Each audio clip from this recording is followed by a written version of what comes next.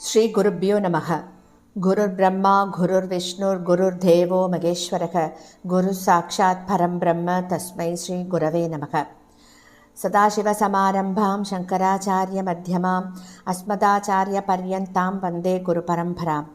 குரவே சர்வலோகானாம் விஷஜே பவரோகிணாம் நிதயே சர்வவித்யானாம் தட்சிணாமூர்த்தயே நமக. ஸ்ருதிஸ்மிருதிபுராணானாம் ஆலயம் கருணாலயம் நமாமி பகவத்பாதம் சங்கரம் லோகசங்கரம். सदात्मध्याननिरतं विषयेभ्यः पराङ्मुखं नौमि शास्त्रेषु निष्णातं चन्द्रशेखरभारतीं. विवेकिनं मगाप्रज्ञं धैर्यौधार्यक्षमानिधिं सदा अभिनवपूर्वं तं विद्यातीर्थगुरुं भजे. भारतीकरुणापात्रं भारतीपदभूषणं भारतीपदमारूढं भारतीतीर्थमाश्रये. विद्याविनयसम्पन्नं वेदरागं विवेकिनं वन्दे वेदान्ततत्त्वज्ञं विदुशेखरभारतीम्. அனைத்து பெரியோர்களுக்கும் நீலாயதாட்சிகுமாரின் நமஸ்காரங்கள். பிரதி ஒரு வாரம் நாம் நடமாடும் சாரதாம்பாளான நம்முடைய பிரத்யக்ஷ பகவான் ஜகத்குரு ஸ்ரீ ஸ்ரீ ஸ்ரீ பாரதி தீர்த்த மகாஸ்வாமிகளின் சச்சரித்தத்தை கேட்டுக்கொண்டிருக்கிறோம்.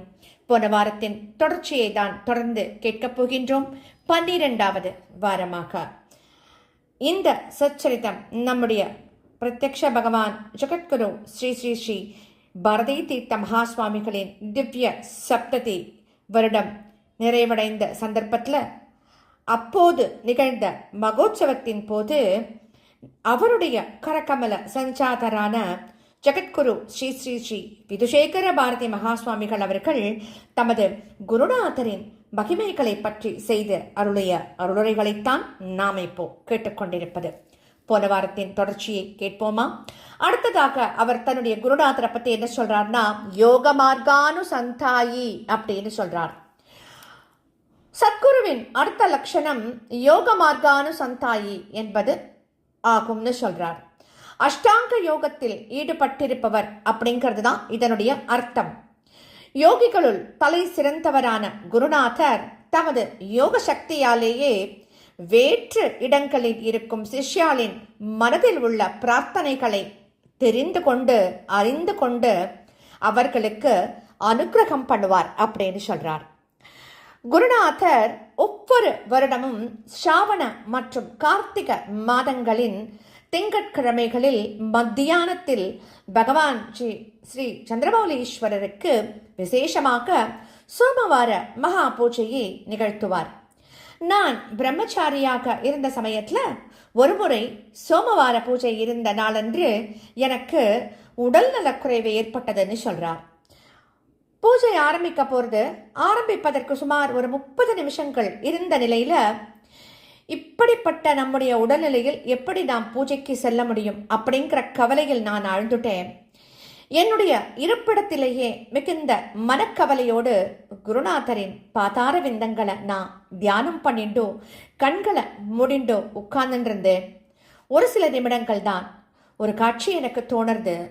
அந்த காட்சியில குருநாதர், எங்கள் குருநாதர் சந்திரமௌலீஸ்வர பூஜையை செய்து அருளிக்கொண்டிருக்கார்.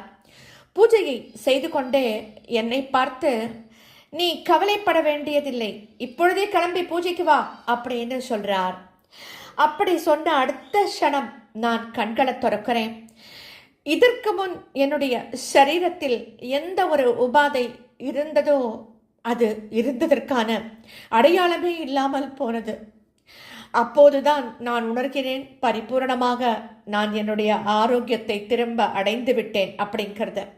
உடனே என்னுடைய இருப்பிடத்திலிருந்து புறப்பட்டு மிக வேகமாக குருநிவாசிற்கு பூஜையை தரிசனம் செய்வதற்காக செல்கிறேன்.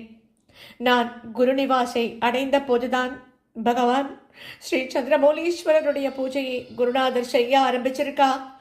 குருநாதரின் அனுகிரகத்தால் என்றும் போல் அன்றும் பூஜையில் கலந்து கொண்டு தரிசனம் பண்ணி பயனடைந்தேன் அப்படின்னு தான் சொல்லணும்னு சொல்றார்.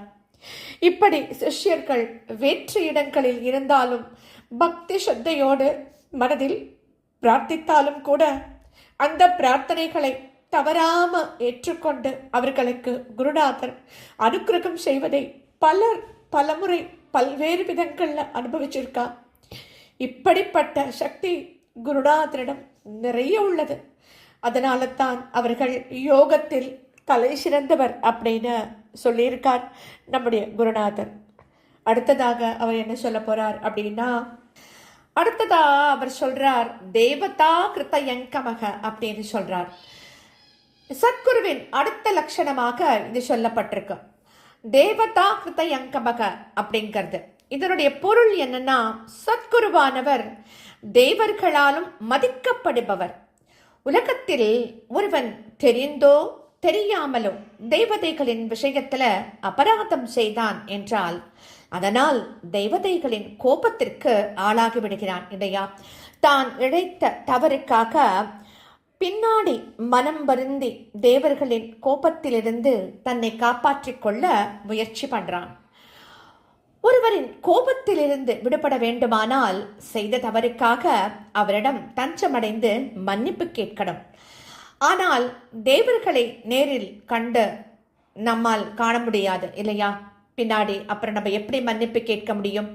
அவர்களை எப்படி சந்தோஷப்படுத்த முடியும் அப்படின்னு கேட்டால், அப்பேற்பட்ட தவறு இழைத்தவன் மேற்கூறிய அனைத்து லட்சணங்களையும் பொருந்திய சத்குருவை தஞ்சம் அடைய வேண்டும்.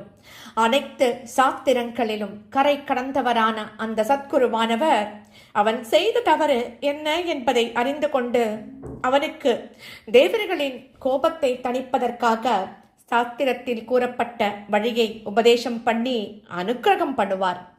அவனும் குருநாதர் உபதேசம் பண்ணபடி செய்ய வேண்டியவற்றை மிக ஸ்ரத்தையோடு கடைப்பிடித்து தேவர்களின் கோபத்திலிருந்து விடுபட்டு அவர்களின் அனுக்கிரகத்தை அடையும் தகுதியும் பெறுகிறான்.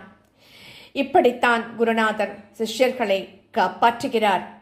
இதையே முன்னோர்கள் தெய்வேருஷ்டே குருஸ்திராதா, அதாவது தெய்வம் கோபித்தால் காப்பவர் குரு அப்படின்னு சொல்லியிருக்க. ஆகையால் சத்குருவானவர் தேவர்களாலும் பூஜிக்கத்தக்கவர். அப்பேற்பட்ட குருவின் விஷயத்தில் சிஷ்யனானவன் ஒருபோதும் தவறிழைக்க கூடாது. தேவர்கள் கோபித்தால் குருவானவர் காப்பாற்றுவார். குரு கோபித்தால் காப்பவர் 3 லோகங்களிலும் இல்லை. குருவானவர் கோபித்தால் எவரும் காப்பவர் இல்லை இல்லையா அப்படின்னு முன்னோர் சொல்லி இருக்கா இல்லையா? ஆகையால தான் சிஷ்யனானவன் மிகுந்த ஸ்ரத்தையோடு குரு சேவை செய்ய வேண்டும். குருவிற்கு எந்த விதத்திலும் கோபத்தை உண்டு பண்ணக்கூடாது அப்படின்னு சொல்லியிருக்கு. இப்படி சாஸ்திரத்தில் சொல்லப்பட்டுள்ள மேற்கூறப்பட்ட அனைத்து லட்சணங்களும் பொருந்தியவரும் அனைத்து சாஸ்திரங்களில் கரை கண்டவரும் பிரம்மத்தில் நிலைத்து நிற்பவருமான எங்களுடைய குருநாதர் ஜெகத்குரு சங்கராச்சாரிய ஸ்ரீ ஸ்ரீ ஸ்ரீ பாரதி தீர்த்த மகா சுவாமிகள் அவர்கள் அனைத்து மக்களையும் அனுக்கிரகம் பண்ணிக்கொண்டு தட்சிணாம்நாய ஸ்ரீ சாரதா பீடத்தின் 36வது பீடாதீஸ்வரராக விளங்கி வந்து கொண்டிருக்கிறார்கள். நற்குணங்களின் கடலான அவர்களின் மகிமைகளில் ஒரு துளியை மட்டும் இங்கு நான் எடுத்து காட்டியுள்ளேன். முழுவதுமாக எழுத வேண்டும் என்றால் 1000 பக்கங்கள் கூட போராது என்றே நினைக்கிறேன். இப்பேற்பட்ட ஜெகத்குருவை தரிசித்து சேவித்து பிறவி பயனடைவோம்னு சொல்றார் குருநாதர் நமக்கு. இதுக்கப்புறமா அடுத்த வாரம் தொடர்ந்து கேட்கலாம். ஸ்ரீ சத்குருநாதா சரணம் சரணம். ஸ்ரீ சத்குரு பாகி பாகி, ஸ்ரீ சத்குரு பாகி பாகி, ஸ்ரீ சத்குரு பாகி பாகி.